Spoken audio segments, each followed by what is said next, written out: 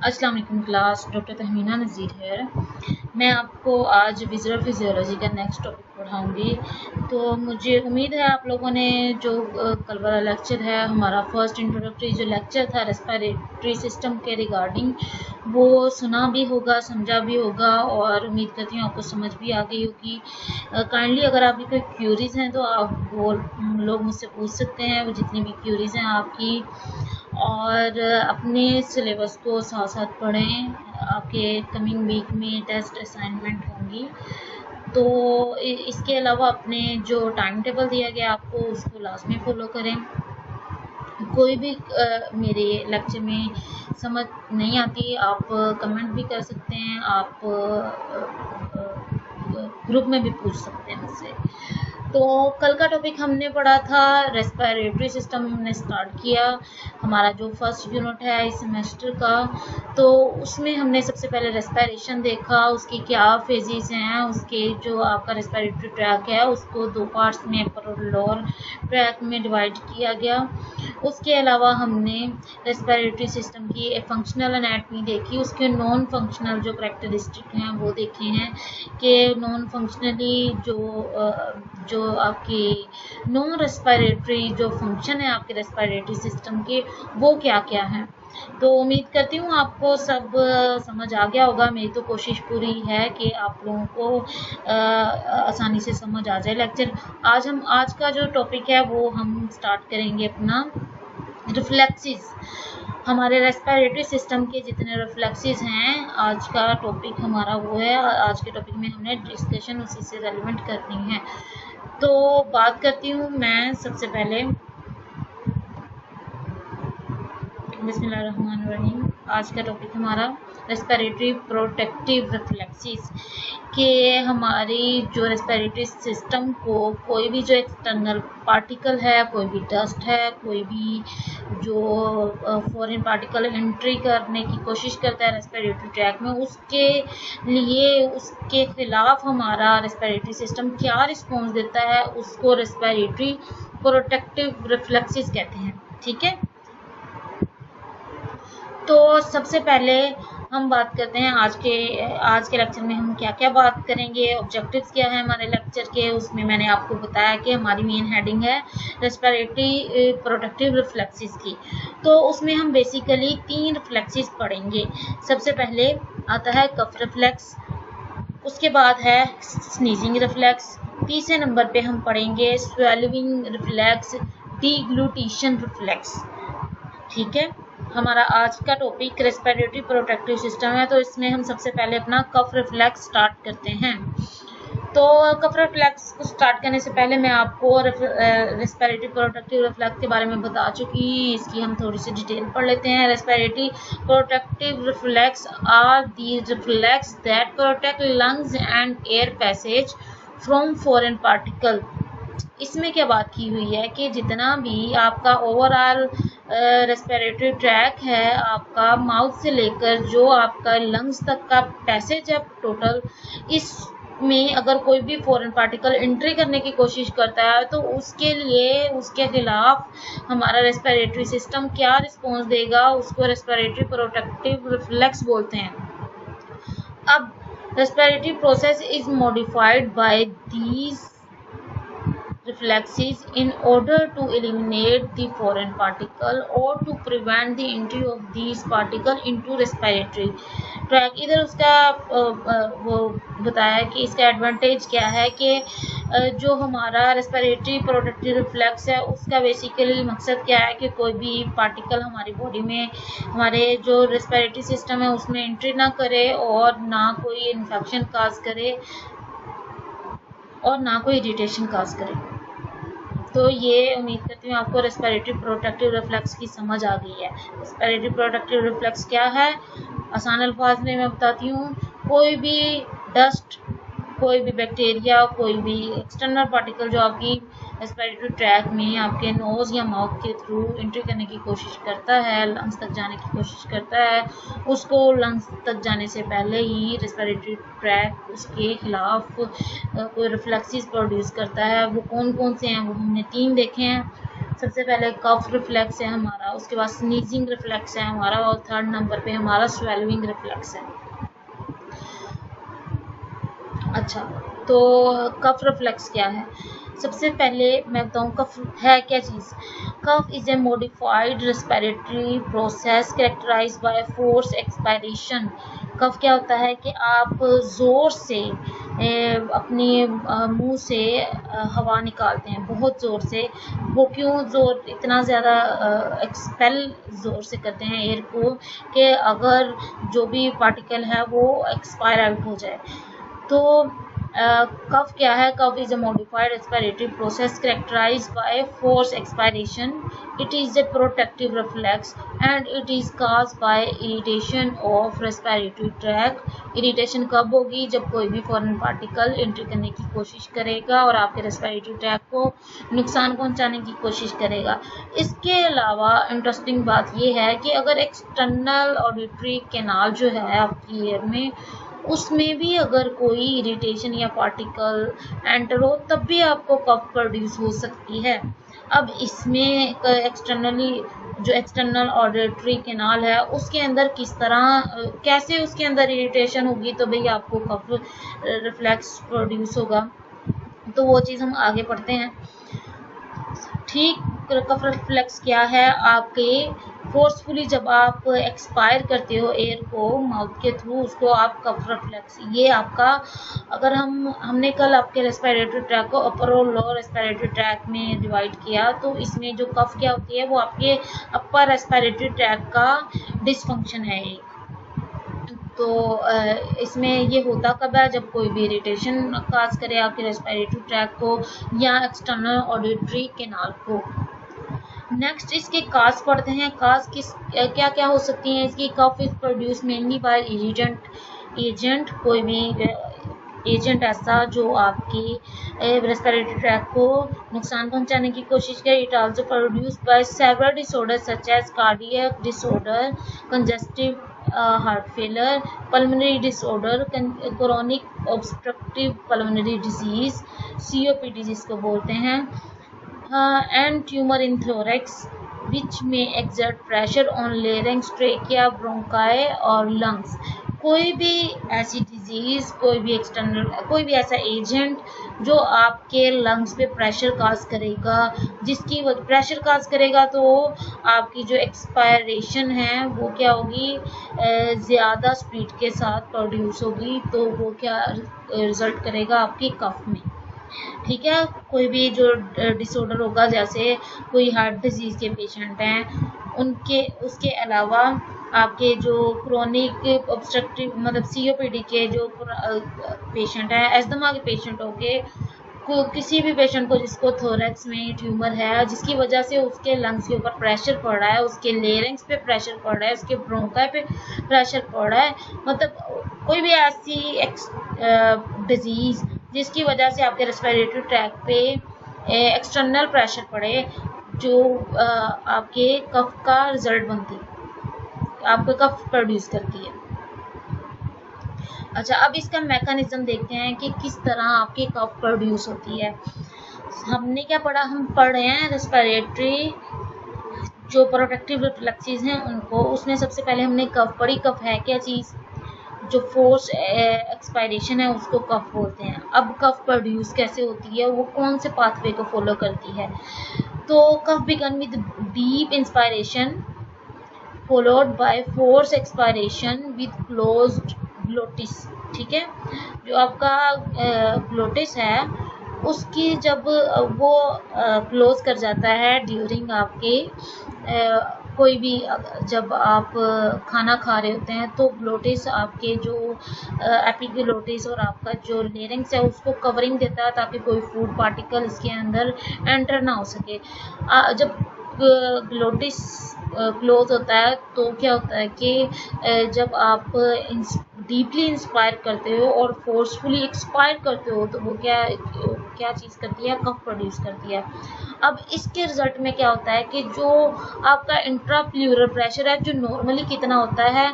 -4 से -5 mm of Hg, तो ये इंक्रीज करता हुआ 100 mm ऑफ Hg हो जाता है, उससे भी बढ़ जाता है, जिसकी वजह से क्या होता है कि आपके जो लंग्स है, आपके जो ट्रेकिया ब्रोंकाई हैं, इनके ऊपर एक्सटर्नल एक्सेसिव प्रेशर प्रोड्यूस हो जाता है। अब क्या करेगा, जब ये प्रेशर इंक्रीज हो गया तो ग्लोटिस ओपन हो जाएगा, जिसकी वजह से सडनली आपकी जो लंग्स के अंदर हवा है, जो एयर है, जो ऑक्सीजन है, वो एक्सपल्सिव वे में ज़्यादा स्पीड के साथ, जो स्पीड 960 किलोमीटर पर आवर की स्पीड से आपकी एयर आपके माउथ के थ्रू एक्सपायर हो जाएगी। अब ये जो एक्सपायरेशन है, इसमें अगर कोई भी एक्सटर्नल एजेंट आपके रेस्पिरेटरी ट्रैक को डिस्टर्ब कर रहा है, वो एक्सपेल आउट हो जाएगा। मैं दोबारा बता देती हूँ, कफ बेसिकली आपकी डीप इंस्पायरेशन है, जिसकी वजह से आपकी फोर्सफुल एक्सपायरेशन होती है। अब इस ड्यूरेशन में क्योंकि ग्लोटिस तो क्लोज है, आपका क्या होता है कि इंट्राप्यूलर प्रेशर क्या करता है, जो -4 से 5 mm ऑफ Hg होता है, वो 100 mm ऑफ Hg तक इंक्रीज कर जाता है। जब ये इतना इंक्रीज करेगा तो ये क्या करता है, ये प्रेशर काज करता है आपके रेस्पिरेटरी जितने भी स्ट्रक्चर्स हैं उसके ऊपर प्रेशर काज करेगा। जब ये प्रेशर काज करेगा, जिसके रिजल्ट में क्या होगी, जितनी भी एयर आपके एल्वुलर सैक में है और जितनी भी आपके ब्रोंकाई में है, वो क्या करती है, एक्सपेल आउट हो जाती है विद हाई स्पीड। अब वो स्पीड कितनी होती है, 960 किलोमीटर पर आवर। अब इस कफ का क्या फ़ायदा होगा, जब इतनी फोर्सफुल एक्सपायरेशन हो रही है तो जितने भी कोई इरिटेंट आएंगे रेस्पिरेटरी ट्रैक के लिए, वो के रेस्पिरेटरी ट्रैक को इन्फेक्ट करने के लिए कोई भी केमिकल एजेंट होगा, वो एक्सपेल आउट हो जाएगा। समझ आ गई? अब हम इसके पाथवे को देखते हैं। अभी हमने मैकेनिज्म पढ़ा, अभी हम इसका पाथवे देखते हैं। अब पाथवे में क्या होता है कि सबसे पहले रिसेप्टर्स की बात करें, जो सेंसिटिव रिसेप्टर हैं वो आपके नोज़ में, आपके पैरानेजल साइनसेस, जो नोज़ के अगर एनाटमी देखें तो नोज़ से ऊपर पैरानेजल साइनसेस होंगे। फिर उसके बाद हम लेरिंक्स में आ जाएं, pharynx, trachea, bronchi, pleura, diaphragm, all pericardium, stomach, external auditory canal and tympanic membrane. आपके जितने भी रिसेप्टर्स हैं वो जो आपकी कफ को इनिशिएट करवाते हैं, वो इन सारे जो एनाटॉमिकल स्ट्रक्चर हैं इसके अंदर प्रेजेंट होते हैं। यहाँ से क्या करते हैं कि जैसे कोई सेंस इन जगहों में से किसी भी जगह पे कोई केमिकल एजेंट आएगा, उसको फ़ौरन रिसेप्टर सेंस कर लेते हैं। अब ये रिसेप्टर सेंस करेंगे तो वो एफरंट नर्व फाइबर के थ्रू आपकी ट्राइजेमिनल, आपकी वेगस, ग्लोसोफेरेंजियल और फ्रेनिक नर्व तक के फाइबर्स, एफरंट फाइबर्स को यूटिलाइज करते हुए आपके मेडुला ऑब्लोंगेटा में जाके सिग्नल देंगे। अब वो सिग्नल क्या करेगा, जो मेडुला ऑब्लोंगेटा है वो तो सेंटर है कफ रिफ्लेक्स के लिए, तो मेडुला ऑब्लोंगेटा अपने ईफ्रंट नर्व फाइबर के थ्रू जो वेगस, फ्रेनिक और स्पाइनल मोटर नर्व्स है उधर आपका ये कफ रिफ्लेक्स इंड्यूस करवाएगा। किस तरह के, ये जितने भी जो वेगस और फ्रेनिक स्पाइनल मोटर नर्व्स हैं, ये आपके जो प्राइमरी और एक्सेसरी रेस्पिरेटरी मसल्स हैं उसको एक्टिवेट कर देंगी। प्राइमरी आपके एक्सेसरी मसल कौन से हैं, आपके जितने भी एक्सटर्नल इंटरकोस्टल, इंटरनल इंटरकोस्टल और जो मसल्स हैं, वो आपकी जो एक्सेसरी में स्टर्नोक्लेइडोमास्टॉइड आ जाएगा, स्क्लेनाई आ जाएगा, ये सारे जितने भी, इसके अलावा भी और मसल होते हैं जिसकी डिटेल हम अभी आगे पढ़ते हैं, ये सारे मसल एक्टिवेट हो जाते हैं। तो जब ये एक्टिवेट होंगे, ये कॉन्टैक्ट करेंगे तो ये लंग्स के ऊपर प्रेशर डालेंगे, लंग्स के ऊपर प्रेशर आएगा तो आपका कफ रिफ्लेक्स प्रोड्यूस हो जाएगा। मैं दोबारा इसको बता देती हूँ। आपके जो नोज़ है, आपके जो पैरानेजल साइनसेस हैं, लेरिंग्स है, फेरिंग्स है, ट्रेकिया, ब्रोंकाई, प्लेयूरा क्या था मैंने कल बताया आपको, लंग्स की जो प्रोटेक्टिव कवरिंग होती है जिसमें विज़रल और पाराइटल प्लेयूरा आते हैं, वो डायाफ्राम, पेरिकार्डियम जो आपके हार्ट की जो लेयर प्रोटेक्टिव लेयर होती है बाहर, वो स्टमक, एक्सटर्नल ऑडिटरी कैनाल जो आपकी ईयर के अंदर मौजूद होती है, टिम्पैनिक मेम्ब्रेन आपकी जो ईयर का पार्ट है, इन सब में सेंसरी रिसेप्टर मौजूद होते हैं, जिनके पास जब भी कोई केमिकल एजेंट या बैक्टीरिया या डस्ट पार्टिकल आएगा जो आपके रेस्पिरेटरी ट्रैक को हार्म करने की कोशिश करेगा, ये रिसेप्टर जो इन जगहों पे मौजूद हैं वो सिग्नल कैप्चर करेंगे, वहाँ से सेंस करेंगे तो वो एफरंट नर्व फाइबर्स के थ्रू मेडुला ऑब्लोंगेटा में जाएंगे। अब एफरंट नर्व फाइबर किस नर्व्स के होंगे, वो ये वेगस के, ट्राइजेमिनल के, ग्लोसोफ्रेंजियल के और फ्रेनिक के। तो मेडुला ऑब्लोंगेटा में जाके प्रोसेसिंग होगी इसकी के आया के कब प्रोड्यूस कितने कब होगी, कितनी देर के लिए होगी। तो मेडुला ऑब्लोंगेटा में इसकी प्रोसेसिंग होगी। प्रोसेसिंग के बाद जो इफ्रंट नर्व फाइबर्स हैं वो आपके मेडुलरी सेंटर से पास करते हुए वेगस, फ्रेनिक और स्पाइनल मोटर नर्व्स को के थ्रू आपके जो एक्सेस जितने भी रेस्पिरेटरी मसल्स हैं उसको एक्टिवेट कर देंगे। वो एक्टिवेट होंगे, कांटेक्ट करेंगे, लंग्स के ऊपर प्रेशर डालेंगे तो कफ प्रोड्यूस होगी। अब ये इसका पाथवे है। पाथवे में सबसे पहले हम रिसेप्टर्स की बात करें। रिसेप्टर ये सारा जितना भी आपका रेस्पिरेटरी ट्रैक है, पेरिकार्डियम है, एसोफेगस, डायाफ्राम, स्टमक, ये सारा रिसेप्टर साइट्स हैं। इसके अंदर आपके रिसेप्टर मौजूद हैं। सेंसरी रिसेप्टर ये सेंस करेंगे, एफरंट नर्व्स के थ्रू आपके कफ सेंटर में जाएंगे। कफ सेंटर कौन सा था? Medulla oblongata.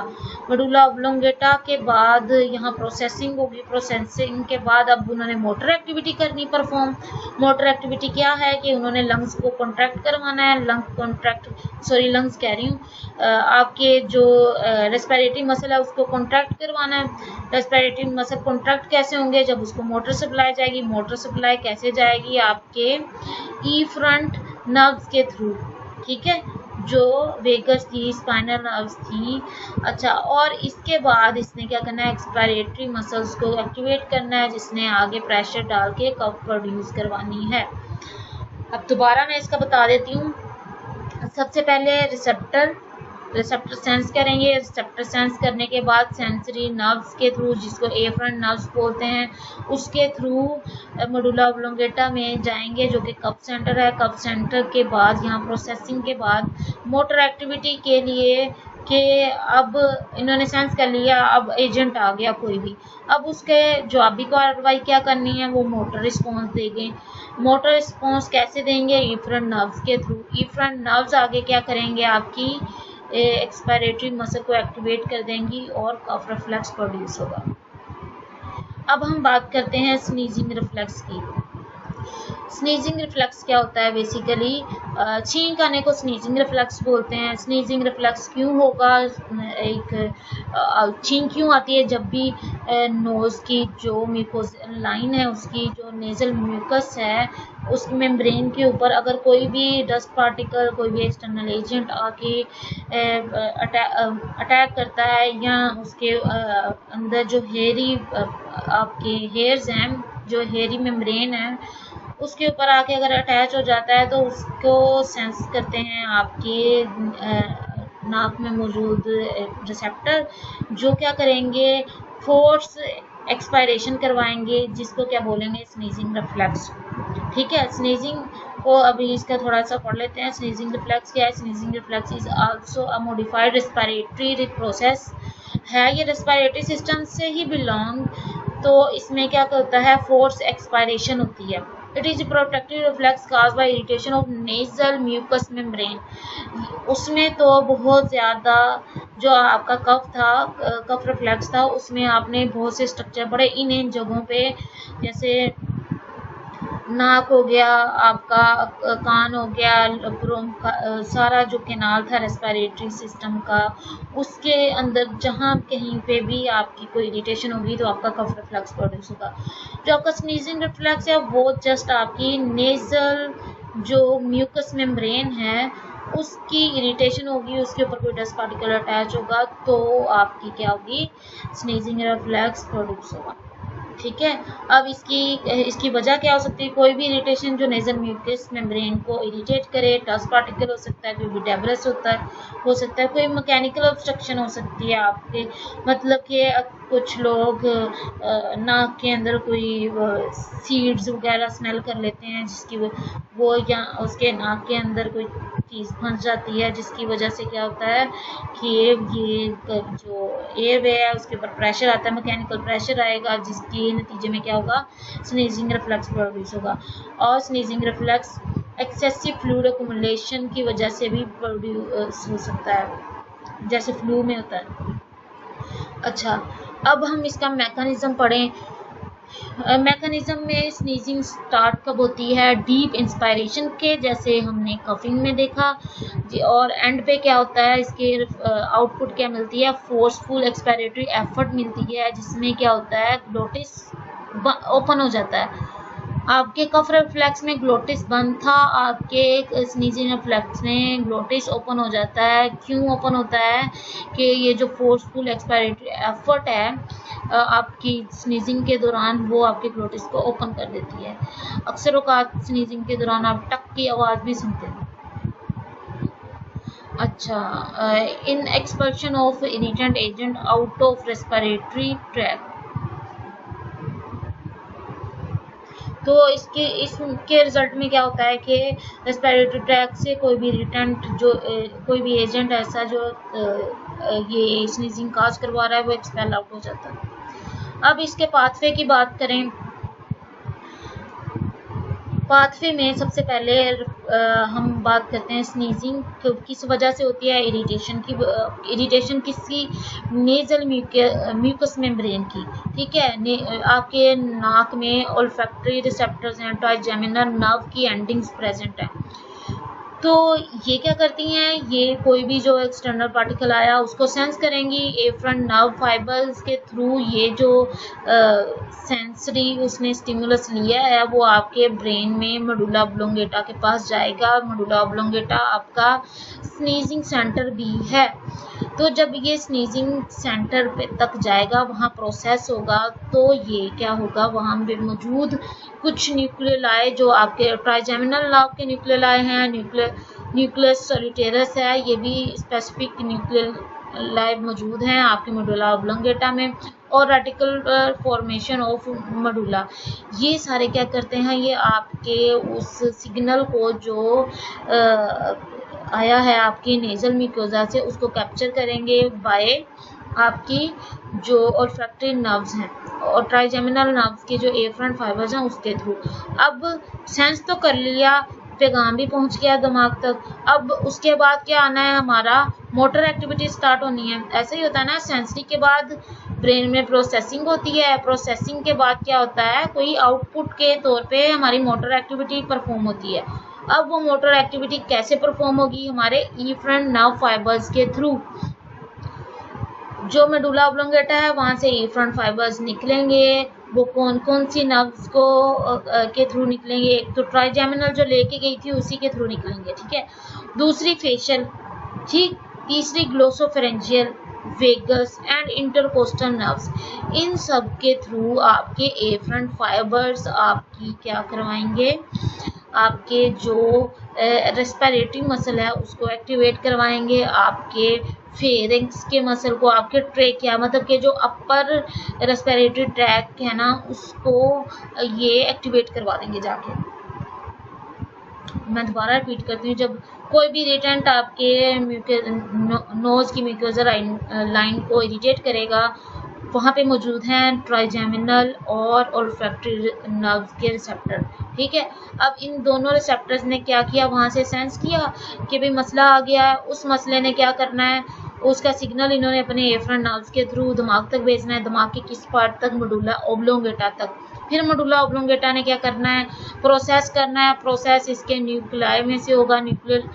जो न्यूक्लियाई हैं ट्राइजेमिनल नर्व के, न्यूक्लियर सोलिटेरस है, रेटिकुलर फॉर्मेशन है मेडुला का। इन सब पार्ट से क्या होगी, प्रोसेसिंग होगी और वो ईफरेंट नर्व्स के थ्रू, मतलब मोटर नर्व्स के थ्रू आपकी जो रेस्पिरेटरी मसल्स हैं, आपके फ्रेंजियल और ट्रेकियल मसल्स हैं, उसको एक्टिवेट कर देगा, जिसके रिजल्ट में स्नीज प्रोड्यूस होगी। अब इधर स्नीजिंग के बारे में बताया हुआ है कि ये देखें, ये इधर आपकी नेजल जो नेजल म्यूकोजल मेम्ब्रेन है, इसके अंदर रिसेप्टर मौजूद हैं। ये क्या करेंगे, सेंसरी इनपुट लेके जाएंगे आपके मेडुला ऑब्लोंगेटा में, वहाँ इंटीग्रेशन होगी ब्रेन में, और यहाँ पे इंटीग्रेशन के बाद क्या होगा, आपके मोटर न्यूरॉन की सूरत में कोई आपकी जितने भी लंग रेस्पिरेटरी मसल हैं, आपके फेरेंजियल और ट्रेकियल मसल हैं, वो एक्टिवेट हो जाएंगे और वो क्या करेंगे, आपके स्नीजिंग रिफ्लेक्स को प्रोड्यूस करेंगे। अब बात करते हैं स्वेलविंग रिफ्लेक्स की, डीग्लूटिशन भी इसको बोलते हैं, मतलब निगलना। जब भी आप खाना खाते हैं तो खाने के दौरान कौन सा प्रोटेक्टिव रिफ्लेक्स प्रोड्यूस होता है, उसको स्वेलविंग रिफ्लेक्स बोलते हैं। अब इसकी डिटेल पढ़ते हैं थोड़े। स्वेलविंग reflex is a respiratory protective reflex that prevent entrance of food particle into the air passage during swelling. मैंने आपको पहले भी बताया, जब हम खाना खा रहे होते हैं तो आपके लेरिंग्स के मौजूद जो ऊपर जो ग्लोटिस है, उसको एपिग्लोटिस कवर कर लेता है, ठीक है। वो क्यों कवर करता है कि उसकी जो खाना खाने के दौरान फूड एंट्री ना हो सके आपके जो रेस्पिरेटरी ट्रैक्ट है उसके अंदर, ट्रेकिया आपके के अंदर आपके कोई भी फूड का बाइटिंग के दौरान कोई भी पार्टिकल एंटर ना हो सके। तो जब भी, ये तो नॉर्मल प्रोसेस हो गया। जब आप खाना खा रहे होते हैं तो रेस्पिरेशन रुक भी सकती है और उसको बोलते हैं रेस्पिरेटरी एपनिया। ये टेम्परेरी होता है। Arrest of breathing during swelling is called swelling apnoea और डीग्लूटेशन एपनिया। आपने अक्सर देखा होगा, जब भी अक्सर कभी ना खाना खाते टाइम अचानक से कफ प्रोड्यूस होती है, वो क्यों होती है, उथनू भी उसको बोलते हैं लेम लैंग्वेज में। तो उसमें क्या हो रहा होता है कि खाना खाने के दौरान या खाते टाइम हम बात करें तो जो फूड पार्टिकल होते हैं वो आपकी जो रेस्पिरेटरी ट्रैक है उसके अंदर एंट्री कर जाते हैं। मतलब आप बात करेंगे तो आपका ग्लोटिस ओपन हो जाएगा, एपिग्लोटिस ऊपर से हट जाएगा, तो फिर क्या होगा कि जो फूड पार्टिकल है वो आपके ट्रेकिया के अंदर एंट्री कर लेगा। अब ट्रेकिया के अंदर जैसे ही एंट्री हुई एक्सटर्नल पार्टिकल की, तो फौरन कफ प्रोड्यूस हो जाएगी। क्यों कफ प्रोड्यूस हुई? क्योंकि जो ट्रेकिया है, ट्रेकिया के अभी हमने कफ रिफ्लेक्स पढ़ा कि ट्रेकिया के अंदर भी रिसेप्टर मौजूद हैं। जैसे ही उधर कोई पार्टिकल जाएगा तो क्या होगा कि उसके रिजल्ट में आपके कफ रिफ्लेक्स प्रोड्यूस हो जाएगा। वो वहाँ पे मौजूद रिसेप्टर आप मेडुला ऑब्लोंगेटा तक पैगाम पहुँचाएंगे ताकि फौरन कफ रिफ्लेक्स प्रोड्यूस हो। ये हमारी बॉडी के लिए फ़ायदा है। क्यों फ़ायदा है? कहीं जो आपके जो फूड पार्टिकल हैं जो इसने एंट्री की है, कफ प्रोड्यूस होगी, वो निकल जाएंगे बाहर, मुंह से निकल जाएंगे बाहर। पर अगर ऐसा नहीं होता तो ये जो क्या है, फूड पार्टिकल आपके रेस्पिरेटरी ट्रैक में एक्यूमुलेट कर जाएंगे और आगे जाके कोई इरिटेशन या कोई अकोमोडेशन काज कर देंगे। तो इस ड्यूरेशन में जो ब्रीदिंग का स्टॉप आता है उसको स्वेलिंग एपनिया और डीग्लूटेशन एपनिया भी बोलते हैं। नॉर्मली इधर आपको नेक्स्ट उसकी ये जो स्लाइड है इसमें उसकी नॉर्मल जो स्वेलिंग है उसके दौरान की स्टेज बताई हुई है। सबसे पहले हम ये स्टेजेस पढ़ते हैं। 3 स्टेजेस होती हैं जब हम खाना खा रहे होते हैं, ओरल स्टेज, फेरेंजियल स्टेज और एसोफेजियल स्टेज। तो जो ओरल स्टेज है इसमें क्या होता है कि खाना हमारे मुंह से हमारे फेरिंग्स तक जाता है। फिर जो फेरेंजियल स्टेज है इसमें क्या होता है कि आपका खाना फेरिंग से एसोफेगस में जाता है, ठीक है, आहिस्ता आहिस्ता नीचे मूव कर रहा है। फिर एसोफेजियल स्टेज में क्या होता है कि खाना आपके स्टमक तक जा रहा होता है, एसोफेगस से स्टमक तक जा रहा होता है, ठीक है। अब होता क्या है कि जो आपका कफ रिफ्लेक्स है ये प्रोड्यूस आपके ये सेकंड स्टेज में होता है। कब होता है? जब आपके फेरेंक्स से एसोफेगस में खाना जा रहा होता है, तो इस स्टेज में आपका डीग्लूटेशन रिफ्लेक्स प्रोड्यूस होता है। क्यों? क्योंकि इस ड्यूरेशन में फूड पार्टिकल रेस्पिरेटरी ट्रैक्ट के अंदर जा सकता है।